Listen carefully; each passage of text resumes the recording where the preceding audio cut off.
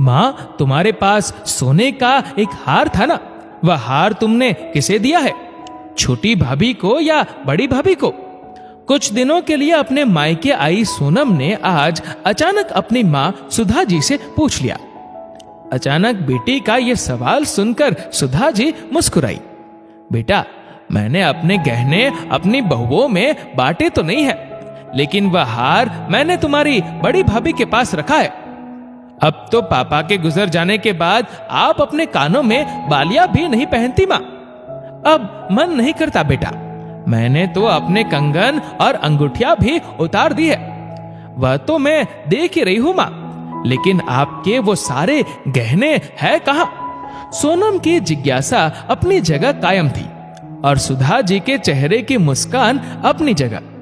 बताया ना बेटा, मैंने अपने सारे गहने तेरी बड़ी भाभी को रखने के लिए दे दिए हैं। बड़ी भाभी को क्यों?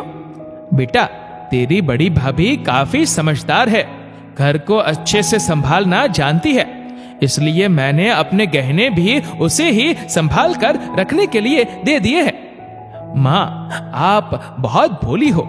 लाखों के गहने कोई ऐसे किसी के हाथ में रखता है भला? लेकिन बेटा, इसमें बुराई क्या है? सुधा जी सोनम की बातों का मर्म समझने में असफल थी, लेकिन सोनम उन्हें समझाने लगी। माँ, तुम नहीं जानती, आजकल की बहुएं बहुत चालाक हो गई है।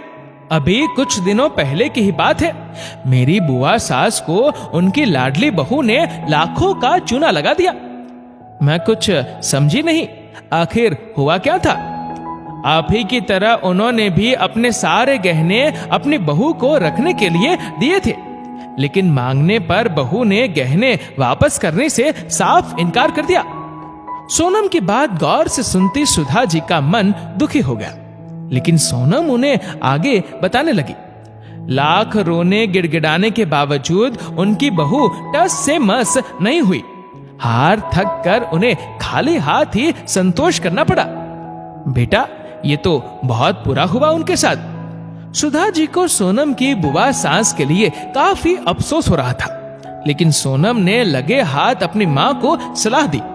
माँ, अब भाभी से अपने गहने वापस क्यों नहीं मांग लेती? बेटा, गहने वापस मांगकर मैं क्या करूंगी? माँ, आप गहने वापस मांगकर देखो तो सही, भाभी वापस करती है या नहीं। लेकिन बेटा, गहने वापस मांगने की कोई वजह भी तो होनी चाहिए ना। आप कह देना कि गहनों को सफाई के लिए सुनार के पास भिजवाना है। ठीक है बेटा। सोनम की बातों से सहमत होती सुधा जी ने रसोई के काम निपटा रही अपनी बड़ी बहू रश्मि को आवाज लगाई।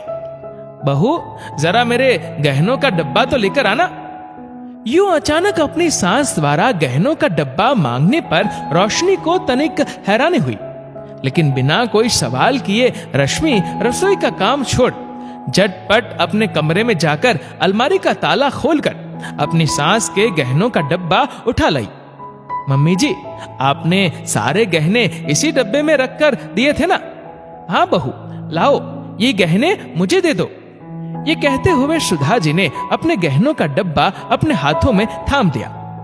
अपनी भाभी द्वारा इतनी आसानी से बिना कोई सवाल जवाब पूछे गहनों का डब्बा वापस कर दिए जाने से सोनम हैरान थी, लेकिन रश्मि मुस्कुराई।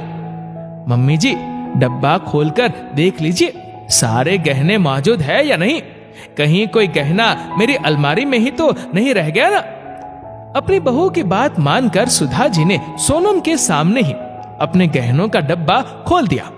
उस डब्बे में मौजूद अपने एक एक गहने को अपने हाथों से छूकर देखती सुधा जी ने रश्मि की ओर देखा। बहू, तुम इसमें से अपनी पसंद का कोई भी एक गहना ले लो। नहीं मम्मी जी, आपने मेरे लिए विवाह के वक्त पहले ही इतने गहने बनवा दिए हैं, मैं और गहनों का क्या करूंगी? फिर भी बहू, मेरे गहनों में से एक गहना तो मेरी तरफ से तुझे लेना ही पड़ेगा। सुधा जी अपनी बहू रश्मि से जिद कर बैठी। अपनी सास की जिद देखकर रश्मि ने सुधा जी का हाथ थाम दिया। मम्मी जी, मैंने आपका एक गहना पहले ही अपने पास रख लिया है। यह सुनकर सोनम के साथ साथ सुधा जी को भी बड़ा आश्चर्य हुआ। उन्होंने गहनों का डब्बा वहीं बिस्तर पर खाली कर दिया। बहू, मेरे सारे गहने तो यही है, फिर तुमने मेरा कौन सा गहना अपने पास रख लिया है? अपनी सास की हैरानी देख रश्मि मुस्कुराई। मम्मी जी, आपने जिस दिन अपने गहनों का यह डब्बा मेरे हवाले किया था, उसी दिन मैंने आपका विश्वास अपने पास रख लिया था।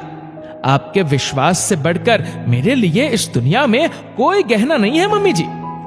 अपनी बहू की ये बात सुनकर सुधा जी का हृदय अपनी बहू के प्रति स्नेह से भर उठा। वह अचानक निरुत्तर हो गई, लेकिन अपनी छोटी सोच की वजह से सोनम अब अपनी भाभी से नजरें मिलाने में खुद को असमर्थ पा रही थी। दोस्तों, इस वीडियो को लेकर आपकी क्या राय है, नीचे कमेंट करके जरूर बताएगा। और अगर आपको वीडियो अच्छा लगा हो तो इस वीडियो को लाइक करेगा, शेयर करेगा ज्यादा से ज्यादा लोगों तक, और ऐसे ही और भी इंस्पिरेशनल वीडियोस के लिए सब्सक्राइब करें हमारे यूट्यूब चैनल को और फेसबुक पर फॉलो करें हमारे पेज को। धन्यवाद।